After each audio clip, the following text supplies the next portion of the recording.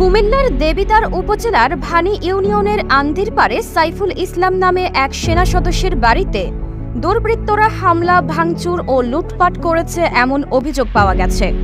ভুক্তভোগী সাইফুল ইসলাম উপজেলার আন্দিরপাড়ের আব্দুল আলিম মিয়ার ছেলে।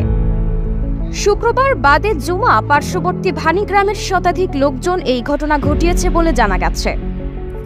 শনিবার সরেজমিনে গিয়ে জানা যায়, গত মঙ্গলবার দেবিদ্বারের আলোচিত ঘটনা টাকা লেনদেনের জেরে বন্ধুর হাতে বন্ধু খুন, এর জের ধরেই এই হামলা হয়েছে।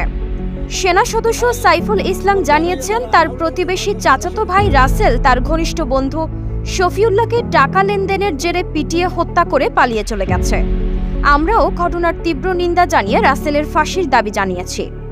কিন্তু গতকাল নিহত শফিউল্লাহ এর গ্রামের শতাধিক লোকজন বিচারের দাবিতে বিক্ষোভ মিছিল নিয়ে এসে আন্দিরপাড়ের পলাতক রাসেলের বাড়িতে হামলা ও ভাঙচুর করে।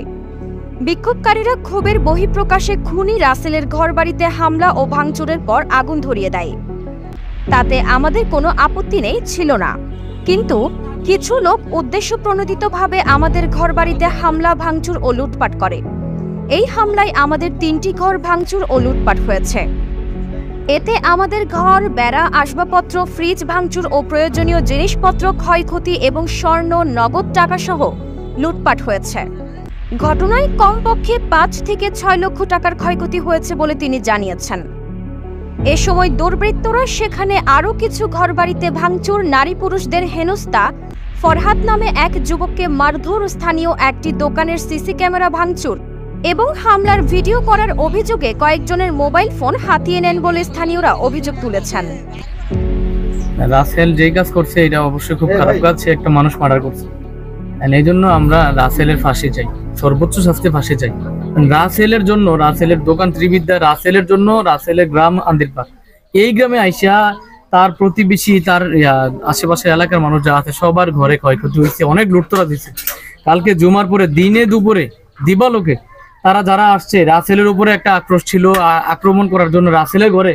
কিন্তু রাসেলের ঘরের পাশাপাশি যখন অন্য ঘরে গেছে তখন দেখা গেছে অনেক মহিলার চেইন নিয়ে গেছে, কারো কানের ঢোল নিয়ে গেছে, কারো নগদ টাকা নিয়ে গেছে, অনেক ক্ষয়ক্ষতি করছে। ফ্রিজ, আলমারি এটা ভাঙে তছনছ করছে রাসেলের ঘর এটা। কিন্তু ওইটা তো রাসেলের ঘর না, এইটা তো রাসেলের ঘর না, ওই পাশে এইটা তো রাসেলের ঘর না। এই জন্য এইটা যেটা হয়েছে এটা হচ্ছে এক ধরনের লুটপাট। আমরা এটার সুষ্ঠু সমাধান চাই। আমার ছেলে কোনো আমরা আমি ভাত রয়েছে, আমার দোকানের মাল সামান আছে সব লুয়ে গেছে।